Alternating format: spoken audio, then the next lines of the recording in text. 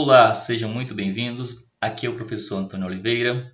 Hoje iremos falar sobre Introdução à Astronomia. Iremos ver um pouco da história da astronomia, desde as primeiras observações até os conceitos modernos. Observações primordiais. Os primeiros passos da astronomia surgiram quando os seres humanos perceberam a regularidade de fenômenos naturais, como o nascer do Sol e o pôr do Sol, as fases da Lua e o movimento das estrelas. Essas observações eram fundamentais para prever eventos importantes, como as mudanças de estações e os ciclos agrícolas. Monumentos como Stonehenge, na Inglaterra, e o complexo de Nabta Playa, no Egito, são exemplos de estruturas que demonstram o conhecimento astronômico dessas sociedades. Na pré-história, os calendários rudimentares eram baseados em ciclos lunares e solares. A Lua, devido à sua fácil observação, tornou-se uma das primeiras ferramentas para medir o tempo. Essa relação entre o céu e a vida cotidiana deu origem a mitos e crenças que influenciaram a cultura e a religião das comunidades primitivas. Monumentos megalíticos. Os monumentos megalíticos, como Stonehenge, construídos entre 3100 a.C. e 2000 a.C., possuem alinhamentos precisos com eventos astronômicos, como os solstícios. Essas estruturas funcionavam como observatórios e locais de culto, demonstrando um profundo conhecimento do movimento celeste. Outro exemplo significativo é o sítio de Nabta Playa, no Egito, datado de 4500 a.C., onde pedras foram alinhadas para marcar a posição do Sol durante o solstício de verão. Esses registros arqueológicos indicam que a observação dos astros era crucial para a sobrevivência e organização. Vejamos no quadro esses dois monumentos megalíticos. Aqui no nosso quadro, à esquerda, nós temos Stonehenge, que fica na Inglaterra, e à nossa direita temos Nabta Playa, que fica no Egito. Ambos são monumentos megalíticos que têm uma ligação com a astronomia. A astronomia na antiguidade. Aqui iremos falar sobre a astronomia nas civilizações mesopotâmicas, a astronomia egípcia e a astronomia grega.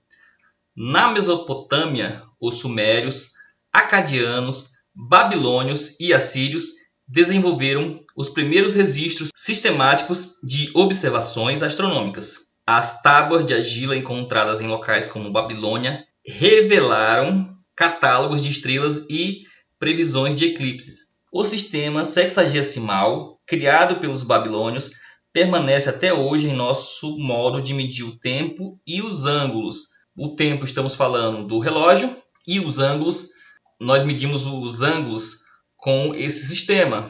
Nós temos um círculo que vai de 0 a 360. Nós temos um relógio que dividimos 1 minuto em 60 segundos, 1 hora em 60 minutos e um dia em 24 horas. Vejamos no quadro um pouco sobre as civilizações mesopotâmicas. Aqui no quadro temos a região conhecida como Mesopotâmia e o seu equivalente nos dias de hoje. Então, a Mesopotâmia hoje é ocupada pelos países como Síria, Iraque, Kuwait e Irã. Aqui, ao lado direito, temos uma figura da tábua babilônica registrando o cometa Halley, onde essa tábua tem uma datação que estima a data em que ela foi fabricada, e essa data é de 164 anos antes de Cristo. A astronomia egípcia. No Egito Antigo, a astronomia estava diretamente ligada à religião e à agricultura. O movimento da estrela Sírius era usado para prever a inundação anual do rio Nilo. Os egípcios também criaram calendários baseados em ciclos solares, dividindo o ano em 365 dias, com 12 meses de 30 dias cada. Como falamos sobre a estrela Sírius, vejamos como identificar essa estrela no céu no quadro a seguir. Falamos que a estrela Sírio era utilizada pelos egípcios. Vejamos como identificar a estrela Sirius no céu. Mesmo que você não tenha uma grande afinidade ou habilidade em observar o céu, você não conhece as constelações, mas eu posso dizer, por experiência, que existem duas constelações que são muito conhecidas pelos brasileiros. Elas são a Cruzeiro do Sul e um conjunto de estrelas chamado Três Marias. Então é a partir desse conjunto de estrelas chamado Três Marias que é possível identificar a estrela Sirius. O que chamamos de Três Maria também é conhecido como Cinturão de Órion, da constelação de Órion. Órion, na mitologia, é um caçador, e um caçador tem um cão. A estrela Sirius faz parte da constelação do Cão Maior. E como identificá-la? Quando você observa as Três Marias ou o Cinturão de Órion, você pode procurar uma estrela bem mais brilhante do que o Cinturão de Órion e também alinhada com o Cinturão de Órion. Essa estrela é a estrela Sirius que eu estou comentando aqui nesta aula. A astronomia grega. A Grécia Antiga foi o berço da astronomia como uma ciência teórica. Grandes pensadores gregos introduziram conceitos que influenciaram gerações futuras. Como Pitágoras de Samo, ele sugeriu que os corpos celestes eram esferas e que o universo seguia uma harmonia matemática. Aristóteles de Estagira, ele defendeu o modelo geocêntrico, explicando fenômenos como eclipses e fases da Lua. Eratóstenes de Cirene, ele calculou com uma determinada precisão a circunferência da Terra, utilizando a diferença de inclinação solar entre duas cidades. Hiparco de Niceia, ele catalogou mais de 850 estrelas e descobriu a precessão dos equinócios. Mas o que vem a ser precessão dos equinócios?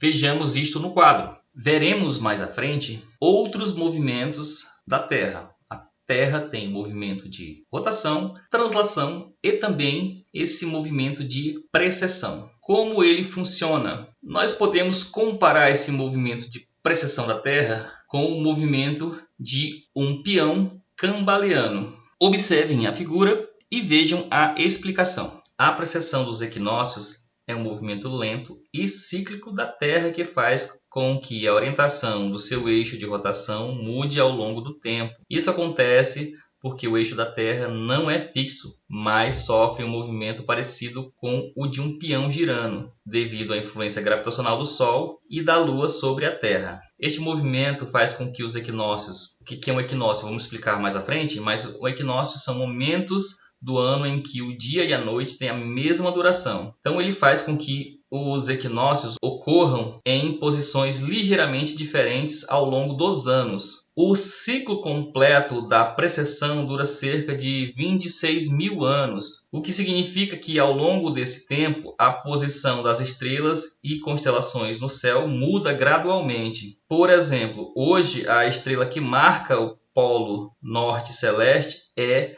a estrela Polaris ou estrela polar, mas há milhares de anos essa posição era ocupada por outra estrela e no futuro será outra novamente. Esse fenômeno também influencia a astrologia e o alinhamento dos monumentos antigos, como pirâmides do Egito. Então vejam nesta imagem que o eixo de rotação da Terra hoje ele aponta para a estrela Polaris, mas com o passar do tempo ele vai apontar para outra estrela e assim por diante, voltando a apontar para Polaris novamente em aproximadamente 26 mil anos. A astronomia na Idade Média, a influência da Igreja. Durante a Idade Média, a astronomia na Europa sofreu limitações devido à influência da Igreja, que adotou o modelo geocêntrico, aristotélico e ptolomaico como doutrina oficial. Aristotélico de Aristóteles e ptolomaico de Ptolomeu Aristóteles, um grego, e Ptolomeu, um egípcio.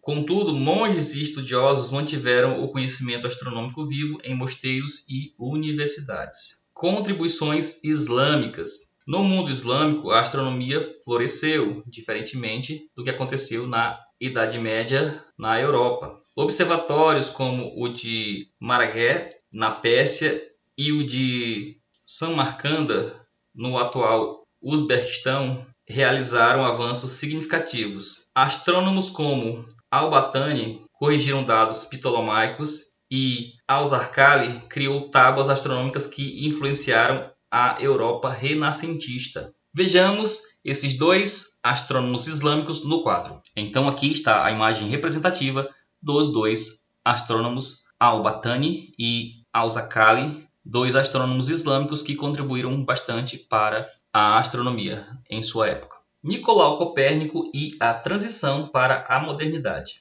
No final da Idade Média, Nicolau Copérnico propôs um modelo heliocêntrico, desafiando o geocentrismo dominante. Embora sua obra De Revolutionibus Orbium Coelestium tenha sido publicada em 1543, ela marcou o fim da Idade Média e o início de uma revolução científica. Tycho Brahe reduziu a imprecisão de medidas dos equipamentos em 10 minutos de arco para 1 minuto de arco. Foi o primeiro astrônomo a calibrar e checar a precisão de seus instrumentos. Corrigiu as observações levando em consideração a refração causada pela atmosfera. Também foi o primeiro a estabelecer observações diárias, e não somente quando os astros estavam em evidência, descobrindo assim anomalias em órbitas até então desconhecidas, elaborando um sistema híbrido entre o geocentrismo e o heliocentrismo, sendo que o Sol gira em torno da Terra e o restante dos planetas girava em torno do Sol. Johannes Kepler, inicialmente contratado como ajudante de Tycho Brahe e após a morte de seu superior, utilizou os dados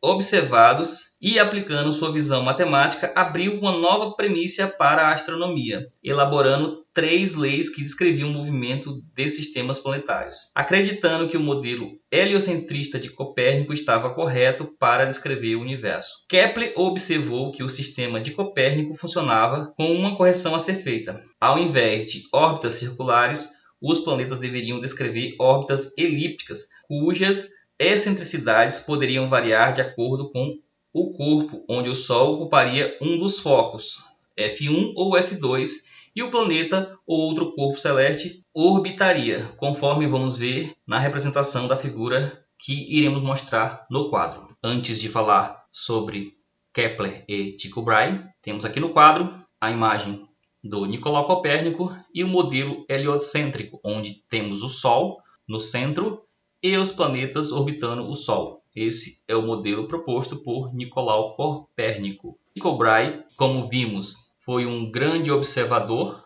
e também trabalhou na precisão dos instrumentos. Com base na observação e com base no que ele acreditava, propôs o seguinte modelo, onde temos a Terra no centro, onde a Lua e o Sol orbitam a Terra. No entanto, os outros planetas orbitam o Sol. Esse é o modelo cosmológico de Tycho Brahe. Continuando a falar sobre Tycho Brahe, e aí posteriormente iremos falar sobre Kepler, essa imagem ela foi aqui colocada para explicar o que seria essa anomalia que o Tycho Brahe percebeu na órbita. Então, o que vem ser a anomalia descoberta por Tycho Brahe após uma observação sucessiva que o mesmo fazia do céu. Uma anomalia orbital é uma variação na órbita de um planeta que faz com que ele nem sempre se mova na mesma velocidade ao redor do Sol. Tycho Brahe percebeu que os planetas não se moviam em círculos perfeitos e que Marte, em especial, apresentava diferenças no seu movimento, às vezes ficando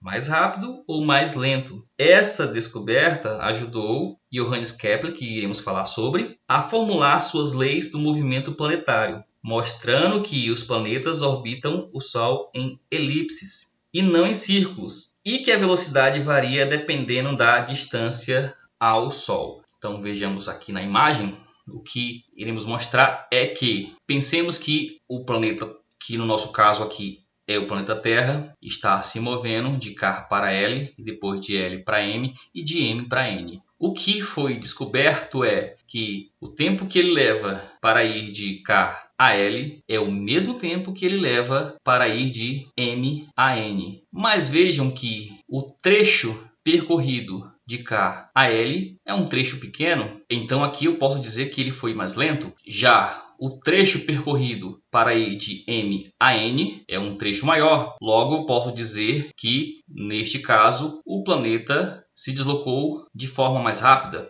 Então é disso que estamos falando quando falamos de anomalia. Agora sim, falando de Johannes Kepler. Kepler, a partir dos dados obtidos por Tycho Brahe e tendo uma ideia diferente do mesmo, uma vez que Tycho Brahe não era adepto 100% do heliocentrismo, já Kepler sim, com base nesses dados, ele sugeriu que o sistema de fato era um sistema heliocêntrico, ou seja, com o Sol no centro, mas que as órbitas não eram circulares, mas sim elípticas, onde o Sol estaria em um dos focos. Na matemática, sabemos que uma elipse, para ser formada, precisa-se de dois focos. Quanto mais próximo esse foco for um do outro, mais essa figura geométrica se parecerá com um círculo, e quanto mais afastado, nós vamos ter essa forma ovoide. Então, o que Kepler mostra é que as órbitas dos planetas são órbitas elípticas. Continuando a nossa saga, vamos falar sobre Galileu.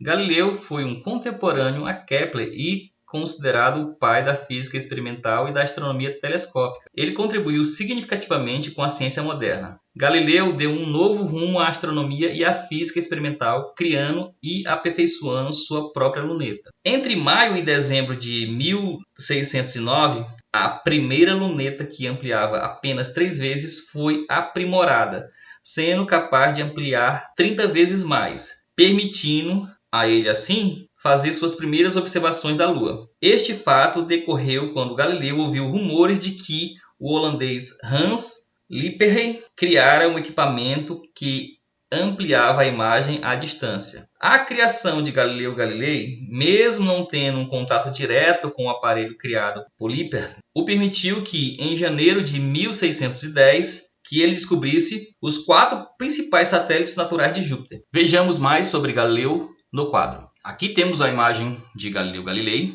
e a luneta de Galileu. E logo à nossa direita, nós temos a imagem de Júpiter e as suas 4 luas. Luas estas que foram observadas pela primeira vez por Galileu Galilei. As luas hoje recebem o nome de Europa, Io, Calisto e Ganimedes. Não podemos deixar de falar de Isaac Newton. No ano da morte de Galileu, nasceu um dos principais físicos, matemáticos e astrônomos de toda a história. Responsável pela elaboração da lei da gravitação universal, Isaac Newton estabeleceu que não existe distinção entre o mundo celeste e o mundo terreno. Esta lei estabelece uma relação matemática para a mecânica celeste, confirmando as leis de Kepler, além da elaboração do cálculo diferencial integral e o desenvolvimento do telescópio refletor. Este não apresenta as aberrações cromáticas que o telescópio refrator, a luneta, sendo mais tarde denominado de telescópio newtoniano, dando um grande passo para a astronomia observacional. Vejamos um pouco mais sobre Newton no quadro. Aqui temos a imagem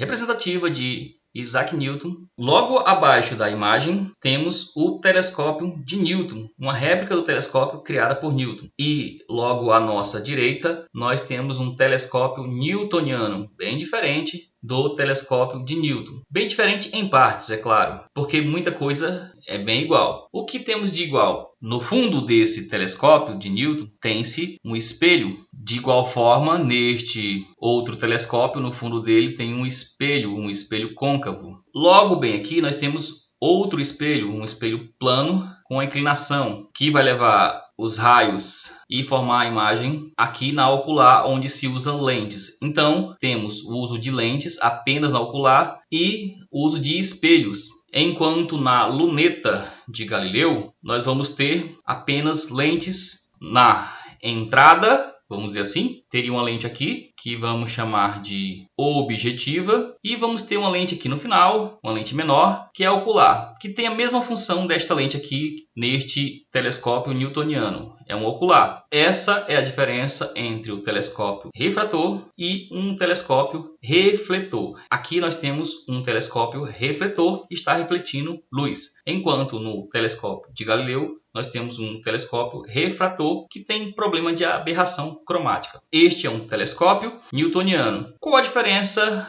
para o antigão, o telescópio de Newton? Aqui podemos dizer que a diferença está na questão da montagem. Aqui nós temos um aparato que é chamado de montagem equatorial, que facilita um pouco o manuseio desse telescópio. Enquanto aqui, o telescópio de Newton, a questão não é a qualidade da imagem, mas sim a questão de manuseio, que precisa de um pouco mais de paciência para quem vai utilizá-lo. Então, o telescópio newtoniano foi melhorado. Existe até telescópio que é motorizado, que facilita mais ainda a vida do observador. Vejamos agora os conceitos básicos de astronomia. O sistema solar e seus componentes. O sistema solar é formado por uma estrela central, o Sol, ao redor do qual orbitam planetas, satélites naturais, asteroides, cometas e outros corpos celestes. O Sol é uma estrela do tipo anã amarela, composta principalmente por hidrogênio e hélio, cuja fusão nuclear no núcleo gera energia que sustenta a vida na Terra. O Sol contém cerca de aproximadamente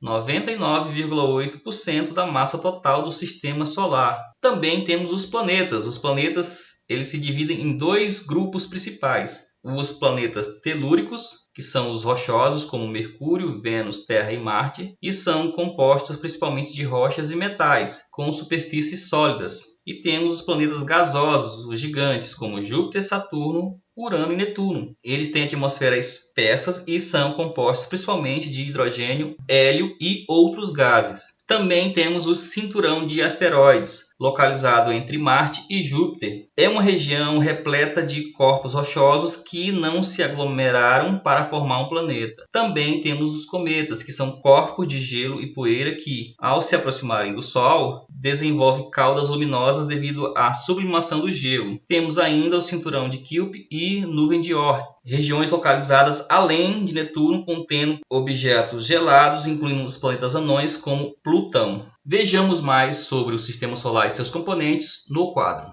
Então, como foi dito, temos o sistema solar, e no sistema solar temos o Sol e os planetas. Os 4 primeiros planetas, Mercúrio, Vênus, Terra e Marte, como vocês estão vendo aqui na imagem, eles são os planetas telúricos ou rochosos. Já os outros 4, que são bem maiores, aqui não está exatamente em escala, embora nós podemos ver que Mercúrio é o menor, a Terra é maior que Mercúrio e aproximadamente o tamanho de Vênus, mas ainda não estão em escala. Mas podemos ver que esses 4 primeiros planetas estão mais próximos do Sol e esses 4 primeiros planetas são chamados de planetas rochosos ou telúricos. Temos os planetas gasosos ou gigantes, que começa por Júpiter, Saturno, Urano e Netuno. Como foi dito, temos o cinturão de asteroides, que é esta parte aqui que fica entre Marte e Júpiter. Temos cometas, aqui temos uma representação de como seriam esses cometas. E temos o cinturão de Kuiper e a nuvem de Oort, que fica após Netuno. Estrelas, galáxias e o universo em escala. Nós temos o universo, que é tudo que existe. As galáxias são bilhões de estrelas unidas pela gravidade. E nós temos as estrelas, que são esferas de plasma com fusão nuclear. E temos os planetas, que são corpos que orbitam as estrelas. Vamos falar com detalhes. As estrelas são esferas de plasma que geram energia por fusão nuclear. Sua cor e brilho variam de acordo com a massa, a temperatura e o estágio de vida. Exemplos incluem estrelas anãs vermelhas, gigantes vermelhas e supernovas. Estamos falando que estrelas têm uma vida e evoluem de um estágio para outro. Vejamos isto no quadro. Então, aqui temos uma imagem representativa da evolução das estrelas.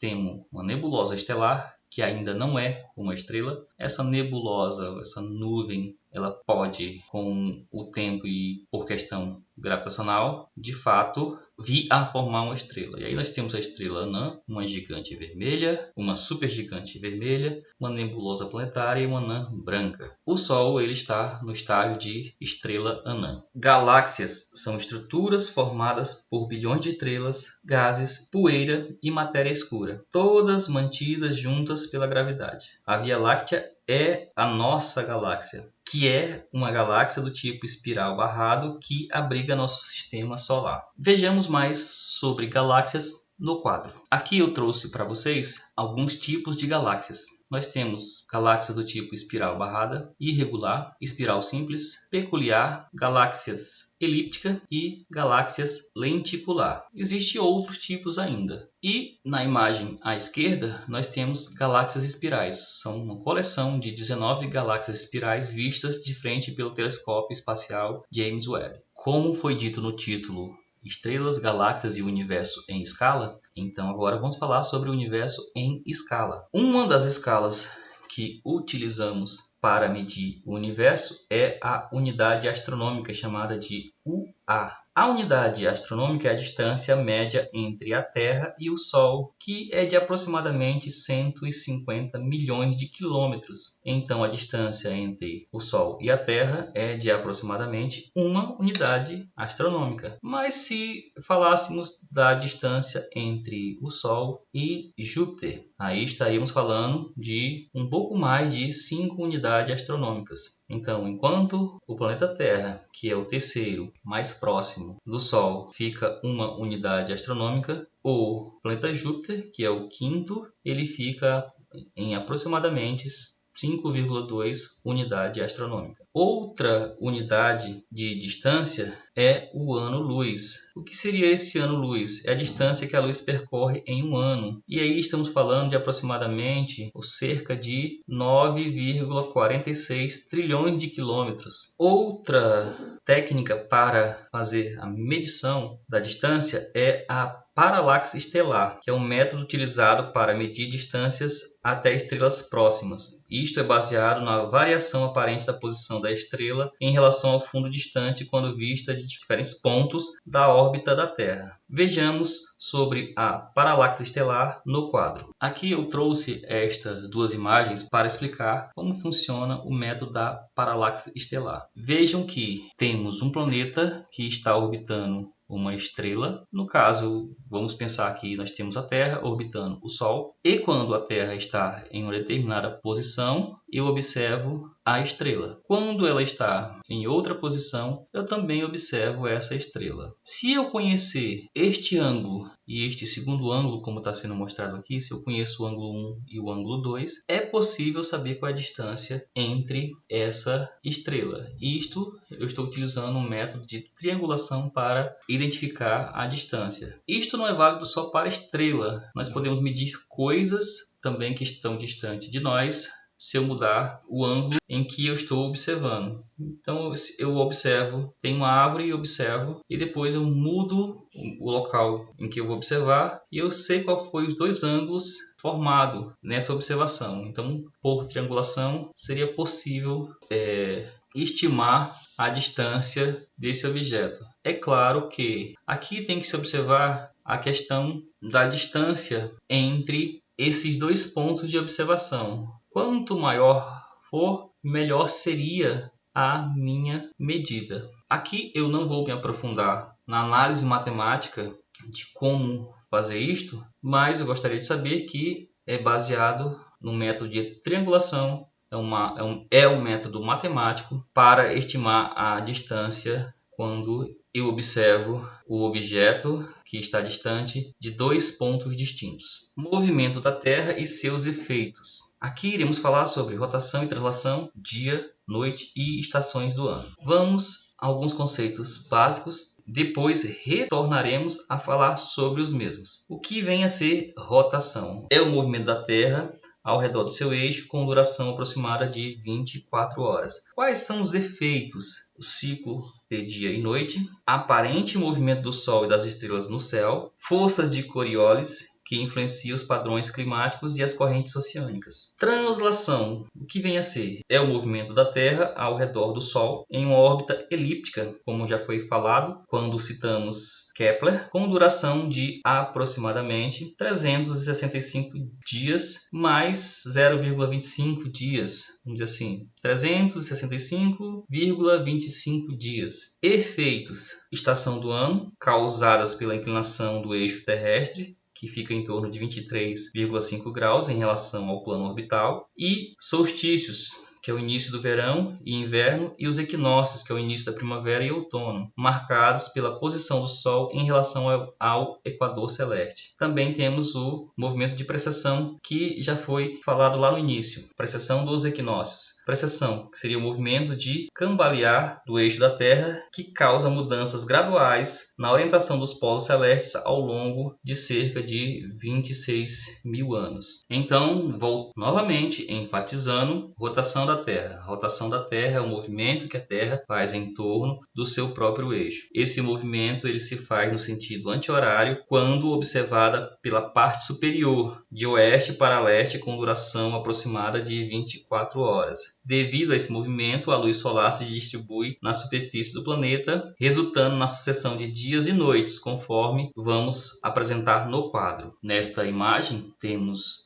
a representação da Terra e a representação do movimento de rotação. Então temos um eixo imaginário, que é esta parte vermelha, e a Terra, sendo um modelo globo, está girando no caso, no sentido oeste para leste. A parte que é iluminada é chamada de dia e a parte não iluminada pelo Sol é noite. Assim, pensemos o seguinte, que nós observadores somos o Sol. Então toda essa parte que estamos vendo, que está visível, é a parte que está sendo iluminada. A outra parte, a parte de trás, que não estamos vendo, é a parte que não está sendo iluminada, que está em noite. Então, aqui podemos dizer que as Américas, América do Norte, América Central e América do Sul estão em dia, e uma parte aqui da África também está em dia, mas Europa, Ásia e parte da África e Oceania estão em noite. Então aqui vimos dia e noite. Novamente, translação terrestre. O que é? É o movimento que a Terra e os outros planetas realizam orbitando o Sol, e em seu movimento ela percorre um caminho. Em outras palavras, uma órbita com um formato elíptico, onde o Sol está em um dos focos, porém com excentricidade quase nula, ou seja, os focos estão muito próximos, podendo ser considerada até circular. Conforme a representação didática que iremos ver no quadro, vamos observar que a representação enfatiza esta excentricidade. O tempo necessário para percorrer esta órbita é de 365 dias, 5 horas e 48 minutos. Vejamos isto no quadro. Então aqui temos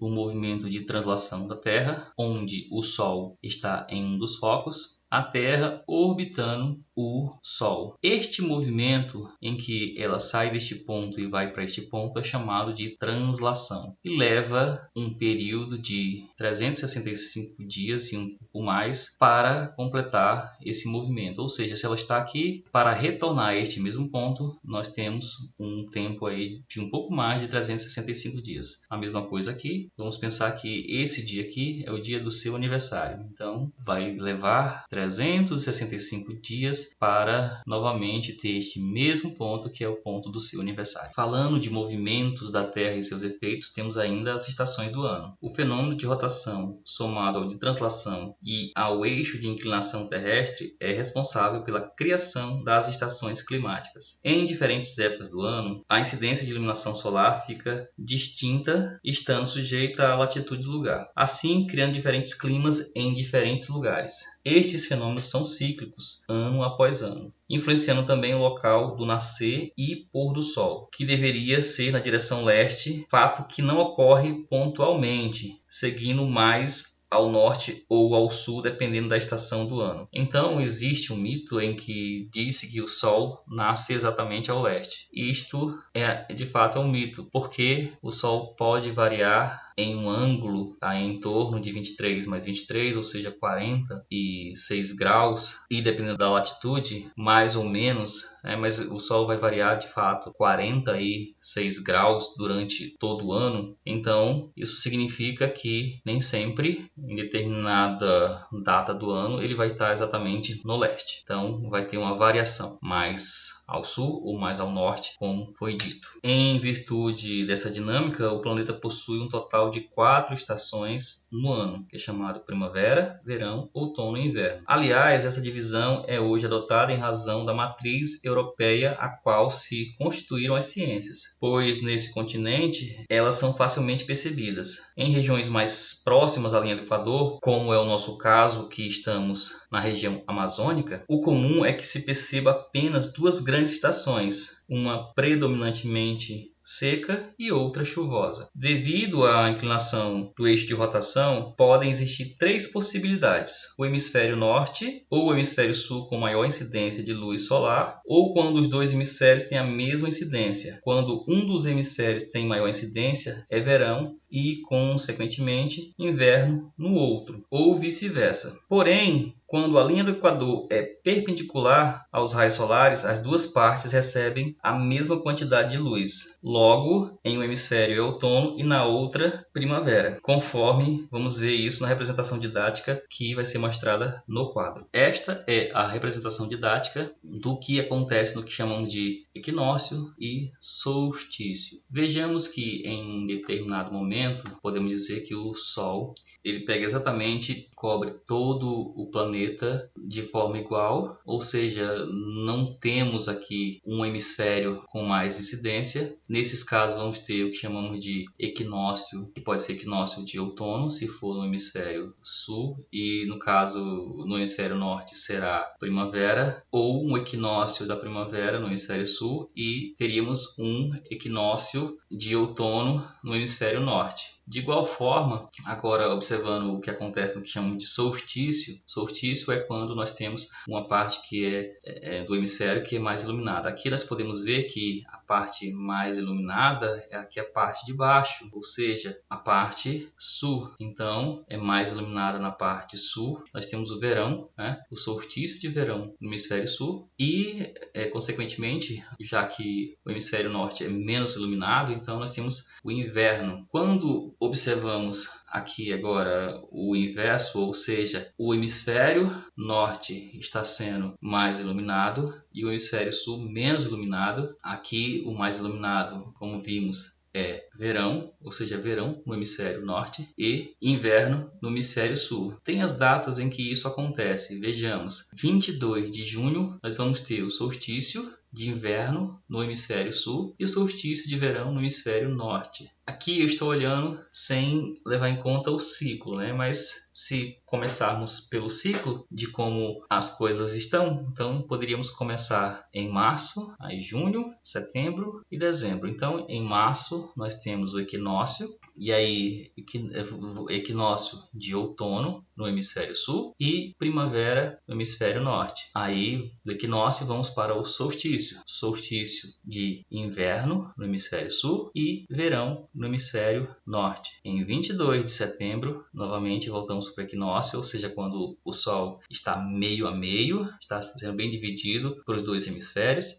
E aí nós temos o equinócio da primavera no hemisfério sul e o equinócio de outono no hemisfério norte. E aí finalizamos com o dia 22 de dezembro, com o solstício de verão no hemisfério sul e o solstício de inverno no hemisfério norte. E o ciclo assim se repete. Então vejamos que o que está acontecendo aqui com o planeta. Então o planeta, ele com o passar do tempo, devido a essa inclinação e o movimento de translação, e a inclinação faz com que nem sempre o Sol incida de forma igual nos hemisférios. E é isso que acaba gerando as estações do ano. Continuando continuando a explicação, existem dias em que ocorre a transição entre a incidência solar dos hemisférios. Esses dias chamam-se equinócios. No dia 21 de março, os raios solares incidem perpendicularmente sobre a linha do Equador, conforme a figura que irei mostrar mais adiante, tendo o dia e a noite a mesma duração na maior parte dos lugares da Terra. Partindo disto, o nome equinócio, que significa noites iguais aos dias. Neste dia, no hemisfério norte, é equinócio de primavera, e no hemisfério sul, equinócio de outono. No dia 23 de setembro, ocorre o contrário. O que antes era equinócio de primavera torna-se equinócio de outono e vice-versa. Vejamos a figura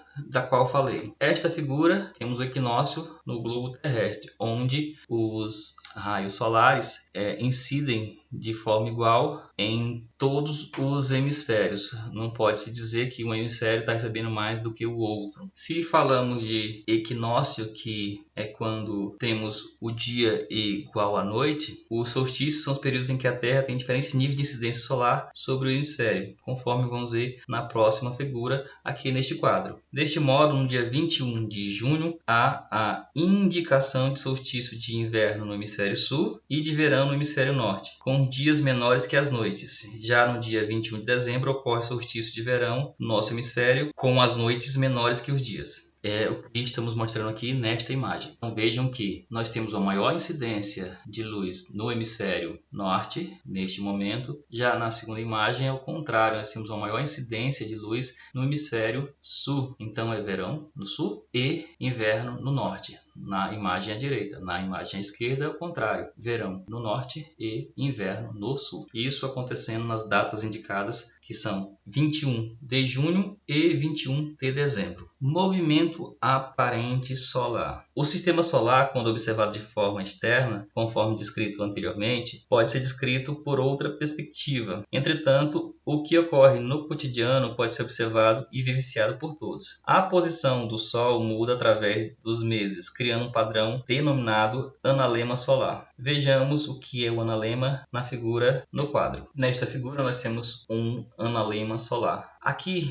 o que estamos vendo é a imagem do Sol, que formou essa imagem que parece um 8. Mas o que é isto? E como é que conseguimos obter esta imagem? Esta imagem é obtida durante um ano. Então, durante o ano, se tira fotografias do mesmo lugar e no mesmo horário, e se todos os dias, no mesmo lugar e no mesmo horário, eu tiro a imagem e depois eu monto essa imagem do Sol onde ele estava aparecendo, nós vamos ter isto aqui, esta imagem. Então, o que isto nos mostra? Nos mostra que o Sol, ele muda de posição ao passar do tempo. Então, no mesmo horário, no mesmo lugar, eu estou observando aonde o Sol está e consigo perceber que o Sol mudou de posição com o passar dos dias, formando essa imagem que parece um 8, que nós chamamos de analema solar. Outra coisa a destacar é que na Terra, a região entre as latitudes de menos 23 graus, que é o Trópico de Capricórnio, e mais 23 graus, 5, que é o Trópico de Câncer, é chamada de região tropical. Nessa região, o Sol passa pelo zênite 2 vezes por ano. Vou explicar mais à frente o que é zênite, com exceção dos 2 trópicos, onde passa uma única vez, ou seja, nos trópicos ele passa uma única vez, mas entre os trópicos ele passa pelo menos 2 vezes pelo zênite. Fora dessa região,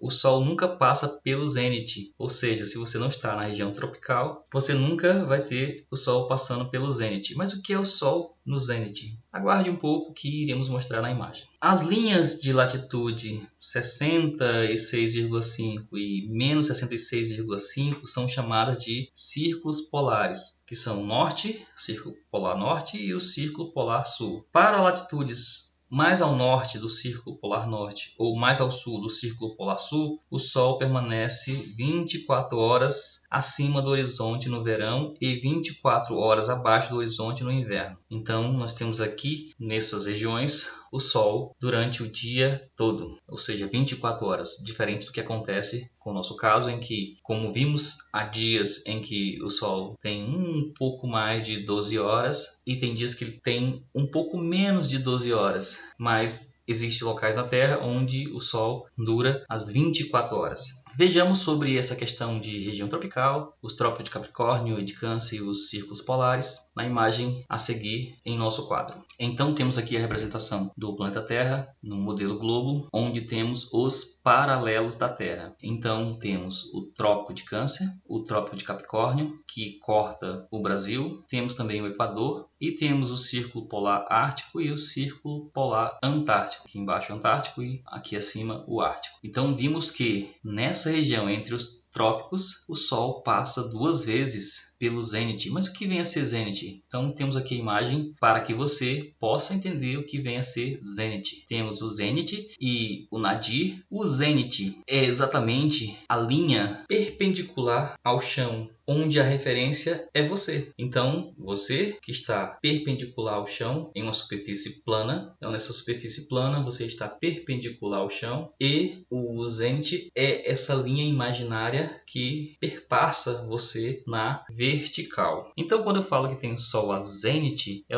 quando o Sol está exatamente pegando bem no meio da minha cabeça, vamos dizer assim, e não gera sombra alguma. A sombra fica exatamente debaixo dos meus pés, para que você entenda o que é zênite. Então, existe momentos, como estamos no trópico, existe 2 momentos em que o Sol vai passar a zênite. E isso, é claro, vai depender da latitude onde você está morando. Mas saiba que se você está entre esses 2 trópicos, isso acontecerá pelo menos 2 vezes. Continuando a falar sobre o movimento aparente solar, durante o ano nós sabemos que o Sol se apresenta em posições distintas, influenciando na forma como as sombras se apresentam. A cada dia tomando uma posição diferente, conforme vamos ver na figura que iremos mostrar logo a seguir no nosso quadro. Sendo assim, somente em determinadas épocas do ano a luz solar entraria por algumas janelas ou portas. Desta forma, utilizando-se desse fenômeno, foram desenvolvidos vários modelos de heliondos, conforme vamos também mostrar na figura logo mais. A construção desses heliondos, ela pode ser desde exigindo uma complexidade elevada até a mais simplória e caseira, diminuindo o seu custo, de forma a facilitar a replicação e a elaboração de um equipamento que cumprisse o papel de representar de forma precisa, mesclando as vantagens de um modelo e que demonstrasse a posição relativa do Sol fielmente desde sua aurora até o seu crepúsculo. Então vamos ao quadro. No quadro nós temos a trajetória do Sol nos dias de solstício e equinócio.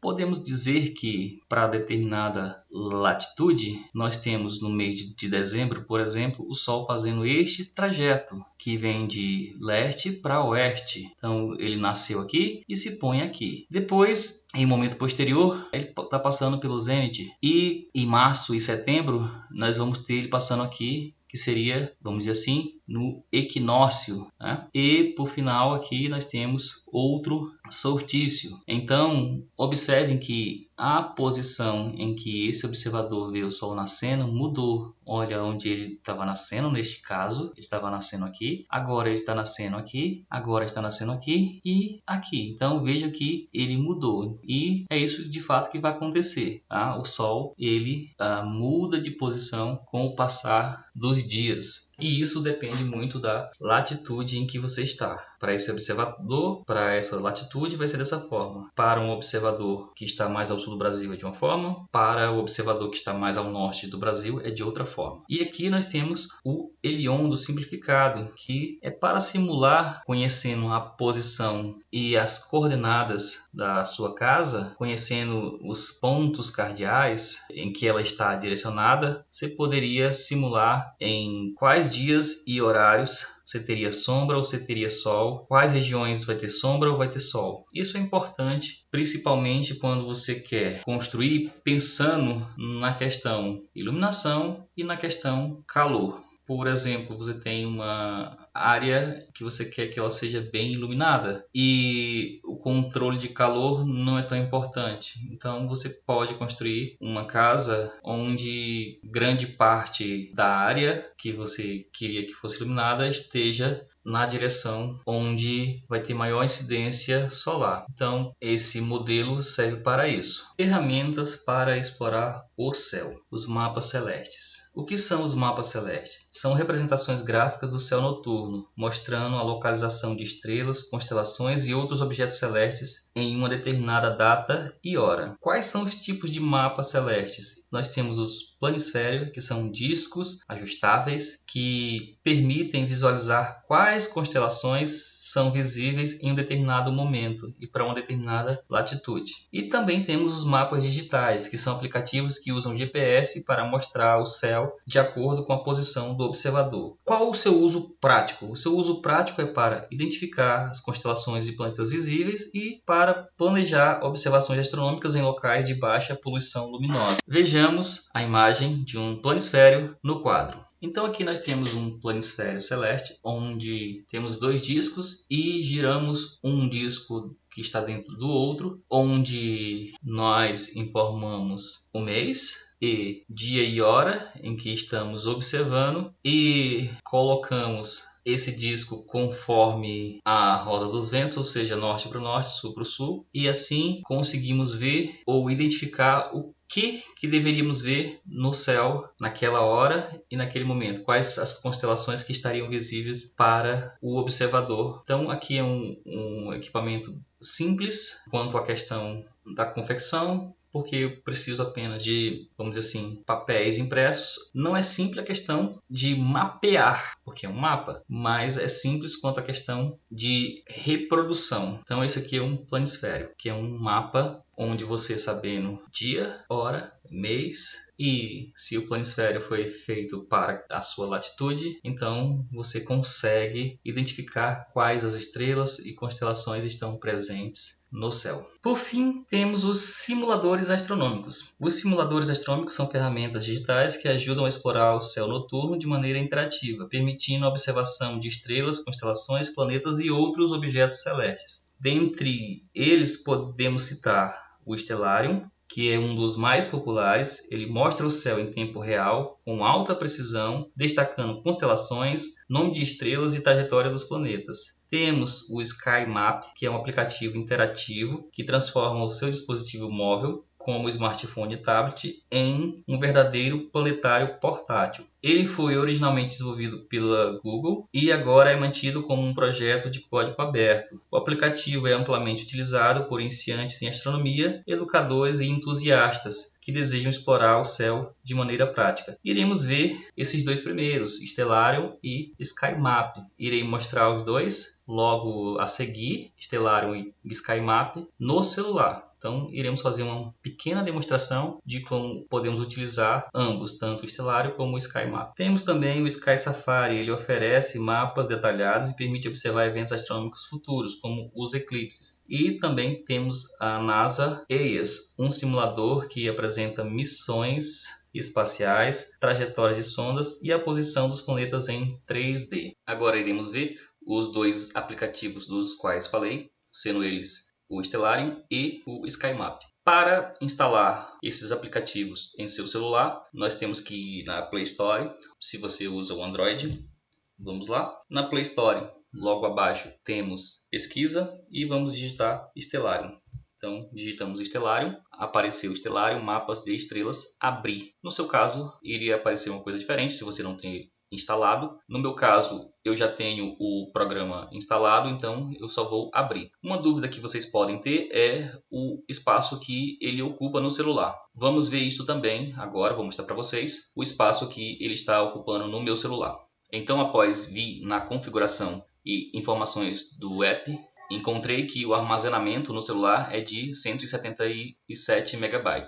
Não ocupa tanto espaço assim. Então, 177 MB é o que ele ocupa. Agora vamos ao uso desse aplicativo. Então, eu estou aqui na pasta de aplicativos e logo abaixo vocês estão vendo que temos Stellarium. Vou clicar. O programa já começou a abrir e abriu aqui em tempo real, tarde, e está escurecendo e agora ficou noite. E ele nos mostra o céu na posição oeste e a constelação de Touros. E está colocando agora a noite, mas vejam que ele iniciou em tempo real, que era a tarde. No momento em que estou olhando o aplicativo, nós estamos às 3 horas e 27 minutos da tarde. Então não estamos à noite ainda, mas vejamos que ele deu essa opção à noite. Aqui nós temos a constelação de Touros, eu também vejo a constelação de Órion e a constelação de Cão Maior. Vocês talvez não conheçam, ou outros já até conheçam, mas como identificar essas constelações? A constelação de Órion, nós temos as Três Marias, que está bem fácil de ver que são 3 estrelas alinhadas. Vou aumentar aqui, mexendo na tela do celular. Então eu posso aproximar essas estrelas, clicando no celular e aumentando. Então veja o que está acontecendo. Agora nós estamos vendo de forma aumentada. Posso ampliar e agora de fato apareceu a constelação de Órion. E temos até o nome das estrelas. As estrelas que chamam de Três Maria. Vejam que em cima aqui não está tão visível aqui na tela para vocês, mas para mim está. Temos a Unitac, a Unilan e Mitanka. Tá? Então, as 3 estrelas que formam. Temos ainda ao lado vamos ver o que é isto.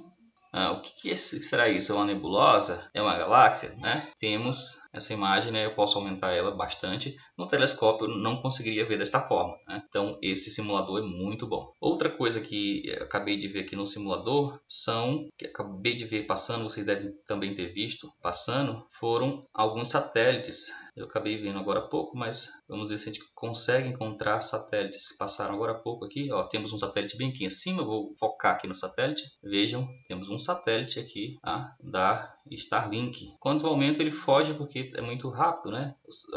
O movimento do satélite. Mas vejam que nós conseguimos ver o satélite aqui, a estrela Sirius, o satélite da Starlink. Então esse satélite estaria passando sobre o céu nesse horário, que seria às 18h32. Né? É claro que aqui está adiantado. Eu posso atrasar o tempo ou adiantar o tempo. Então eu posso aqui no tempo, vou clicar nesse reloginho aqui ao lado e aparece, não está em tempo real, deseja voltar para o tempo real, eu posso clicar em sim, e aí veja que agora está em tempo real, ou seja, no horário que estamos mesmo, que é às 3h31, e posso diminuir aqui e ver em que posição estou. Então, de dia é isso que eu verei. Então, nessa posição aqui que eu não sei exatamente qual é, aqui sul, né? Se eu estiver olhando para o sul, eu vou ter a constelação de Carina. Eu vou tentar alinhar aqui, mexendo no celular, mais ou menos para onde eu estou olhando mais ou menos para o leste, tá? Então vou mexendo aqui na tela do celular, então seria mais ou menos isso aqui, ao leste, e vejam que eu tenho a constelação de Leão, que ela está nascendo. Como eu sei que ela está nascendo? Leste nasce no leste, se põe no oeste. Eu posso mexer nessa questão do tempo? Posso. Vejam que aqui, quando eu cliquei embaixo, nesse 15h32, se eu clicar aqui embaixo, aparece o tempo e eu posso ir adiantando o tempo. Então vejam que tínhamos Leão, aí eu vou clicando aqui, adiantando o tempo, o que vai acontecendo? Leão sobe e vem Virgem, e aí temos Noite, e aí vai vir as outras constelações passando. Aqui eu estou passando rápido, mas vocês estão vendo aí o tempo, né? Nós estávamos às 15 horas, agora estamos às 20 horas, então se eu estiver olhando ao leste é isso que vai acontecer, tá? Então tem a constelação de Virgem, que já está para nascer, vamos dizer assim, daqui a pouco. Outra opção que eu posso ter aqui é tirar a atmosfera. Clicando nesse quadrado aqui ao lado esquerdo, você vê que tem atmosfera. Eu posso tirar a atmosfera e ver o que tem, como se fosse noite. Então, mesmo sendo dia, as estrelas estão aí. O que eu não consigo ver porque o Sol tem a luz muito forte e as estrelas não ficam visíveis. Mas se o Sol desaparecesse nesse momento, o que aconteceria é que nós conseguimos ver essas estrelas, ok? Então, esse aplicativo é bastante interessante porque com ele eu posso ver o passado, ver o futuro e também eu posso ver com detalhes cada planeta. Por exemplo, nós podemos procurar Júpiter, onde é que ele está neste momento. Vamos tentar aqui verificar onde estaria Júpiter. Se mexendo aqui a gente consegue ver. Eu vejo que nós temos Marte, que está no céu a esta hora aqui formada embaixo, mas ainda eu não conseguiria ver se eu colocasse a atmosfera. Vamos colocar aqui a atmosfera novamente e veja que Marte ainda não estaria visível, né? Vamos ver se Júpiter também está aqui, e aí eu posso aumentar e verificar Júpiter. E uma coisa mais interessante ainda é que quando eu vou aumentando, nós conseguimos ver as luas de Júpiter. Então, vou aumentando e conseguimos ver as luas de Júpiter. Então, está aqui Júpiter e as suas 4 luas. Ele tem mais luas, mas as 4 aqui bem visíveis. Então, vamos aproximar e ver o planeta Júpiter. Ah, mas agora eu quero ver a Lua. É possível ver a Lua? Também. Vejam, aumentei e fui lá na Lua. Então, esse aplicativo, na Lua de Júpiter, que seria Io. Esse aplicativo tem essas coisas bem interessantes. Aqui é apenas para fazer uma simples demonstração de uso. Então vamos diminuir. Agora vamos para outra lua. Lua de Júpiter, a Europa. Vamos ver como ela se parece, né? Mais próxima, né? Então essa seria a Lua de Júpiter, a Europa. Na melhor resolução possível aqui no celular. Vou diminuindo. E temos aqui, voltando para o nosso horizonte, Júpiter na constelação de Touros. Será que tem outro planeta que estaria visível? E a outra coisa, Júpiter um pouco mais à tarde, mais à noite, seria visível. Então vamos mexer um pouquinho mais esse tempo aqui, né? Vamos para as 19. Júpiter está visível, né? Está aqui Júpiter bem visível e Marte também estará visível à noite, já às 7 horas. Então vamos lá para Marte. Marte está na constelação de Gêmeos. Então Marte está na constelação de Gêmeos. Vamos colocar aqui como se fosse olhar, né?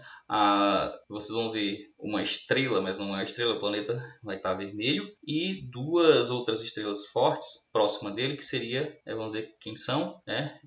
A estrela de Castor e Pollux. Temos aqui Marte na constelação de Gêmeos. Vamos aproximar mais e ver como é que é Marte. Então, aproximamos.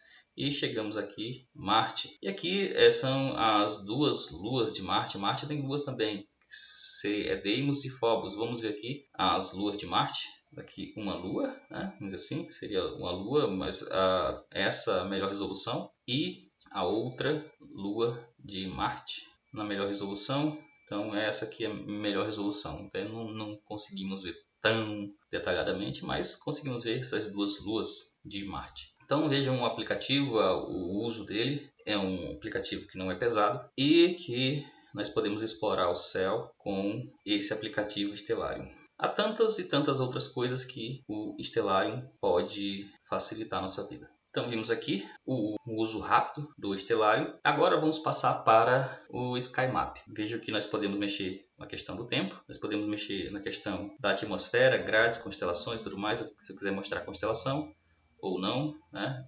Quando eu clico em constelação, apareceu o nome da constelação. Tem a constelação de Andrômeda aqui embaixo, né? E outras constelações, por exemplo, Júpiter, a constelação de Touros, a outra constelação de Órion, a constelação Caelion e várias outras constelações. Eu posso colocar as grades para ver aqui os ângulos. Posso tirar ou colocar a atmosfera. A atmosfera faz mais sentido para dia, tá? A noite não faz tanto sentido. Aqui, como o horário está configurado para a noite, eu tirar ou não a atmosfera não faz tanta diferença. Vai fazer muita diferença no dia, né? Então vamos colocar novamente para o dia. Dia com atmosfera, dia sem atmosfera. Muda bastante. Então posso tirar as grades, colocar as grades, paisagem ou sem paisagem, etiquetas, sem etiquetas, então conseguimos ver bastante coisa. E clicando aqui nas 3 barrinhas aqui em cima, nós conseguimos também fazer outras coisas, culturas no céu, calendário, ferramentas de observação, definições. É um aplicativo bastante útil para quem quer aprender um pouco mais sobre a astronomia. Mas vamos passar agora para o outro aplicativo. Da mesma forma que falei para vocês sobre o aplicativo Stellarium, agora vamos falar sobre o SkyMap. Então vamos novamente no Play Store, pesquisar SkyMap. Está aqui SkyMap, ele já está instalado, aqui tem mapa do céu, SkyMap, ele já está instalado, mas vocês, no caso que não instalaram, podem instalar e vamos ver o quanto de espaço ele ocupa no celular. Aqui temos a informação sobre o SkyMap e podemos ver que ele ocupa 14,31 MB. É mais leve ainda do que o Stellarium. Vamos ao uso do aplicativo. Então eu estou aqui na pasta de aplicativos, vou clicar e o SkyMap começou a abrir. Abriu e, como eu falei, que diferentemente do que acontece lá no Stellarium, o SkyMap ele acompanha o movimento do celular. O que está acontecendo aqui? Ele está dizendo quais são as estrelas as constelações que estão exatamente na minha frente, para onde o celular está apontando. O celular está apontado para a linha abaixo da horizontal, então seriam estrelas que eu não vejo porque eu estou olhando, vamos dizer assim, para o chão, né? Então eu vou colocar aqui, levantar o celular e o que acontece? Vocês estão vendo que tem aqui uma linha amarela. Essa linha amarela é a linha do horizonte, ou seja, tudo que está abaixo aqui, a constelação de Leão, vocês estão vendo aqui, constelação de Leão, essa parte de baixo, ela não é visível porque está abaixo da linha do horizonte. A estrela que seria visível se fosse noite seria a estrela Regulus de Leão. Aí vamos subindo, vou subindo aqui e aí temos aqui a constelação de Câncer. E aí eu vou subindo um pouco mais aqui, eu tenho Marte, mas não é visível porque está ainda de dia. E vou subindo mais ainda, Marte aqui na constelação de Gêmeos. E aí vamos aqui subindo mais, aqui eu tenho a constelação de Órion e a constelação de Cão Menor. E vocês vão ver outra coisa aqui bem acima, ó, vocês estão vendo que tem o nome Zenit. Vocês lembram o que é Zenit? Ou seja, eu estou apontando exatamente o celular bem acima da linha da minha cabeça, e é de fato isso que aparece, dizendo que aqui é o Zenit. Ou seja, bem acima da minha cabeça nesse momento eu tenho a constelação de Órion, as Três Marias. Então, vamos dizer assim, as Três Marias eu conseguiria ver se não fosse a questão de estar de dia. Vamos ver onde o Sol está. Ele vai estar nessa linha, estaria o Sol nesse momento. Cadê? Vamos procurar o Sol. Então, onde estaria o Sol? Está aqui o Sol. Tá? Então, veja que próximo do Sol temos vários planetas, mas por estar exatamente de dia, a gente não vai ver esses planetas, né? Então temos próximo do Sol, hoje, aqui temos Vênus, Mercúrio, Netuno, né? E temos, deixa eu ver o que é isso aqui escuro, né? Temos a Lua, né? Dizendo que a Lua está tremendo porque quanto mais aumenta, né? Quanto mais você aumenta, qualquer vibração que você faça fica tremendo. E aí também o professor aqui está tremendo um pouco, mas nem tanto. Vejam que com a tela menor parece que treme menos, né? Então vimos aqui onde está o Sol. Ele ainda não se pôs, mas você está vendo que ele vai se pôr aqui no oeste. Vejam essa linha aqui, ó. Essa linha a gente chama de linha eclíptica, que é por onde passam os planetas e o Sol e a Lua. Tá? Então vamos seguir a eclíptica, tá? Vamos voltar aqui. A eclíptica, essa linha aqui tem Urano, temos Júpiter. Aí aqui apareceu de fato o nome eclíptica. Essa é a linha onde passa os planetas, o Sol e a Lua. E vocês vão ver que na eclíptica, nós temos várias e várias constelações, mas vocês vão ver que na eclíptica estão as 12 constelações. Tem outras, por exemplo, aqui próximo, né, da eclíptica, mas as 12 constelações tem Leão, Câncer, aí Gêmeos, aí seguindo aqui na eclíptica Touro e outras constelações que passam aqui na eclíptica. Então, também é um aplicativo interessante, principalmente para você que quer saber o que você está vendo. Você aponta para o céu e diz, aqui para onde eu estou apontando é o Sol. Eu tive dificuldade de ver onde é que é o Sol, porque eu estou dentro de uma sala, tá? Não estou vendo o Sol, mas se eu estivesse fora, era só apontar para o Sol mesmo, tá?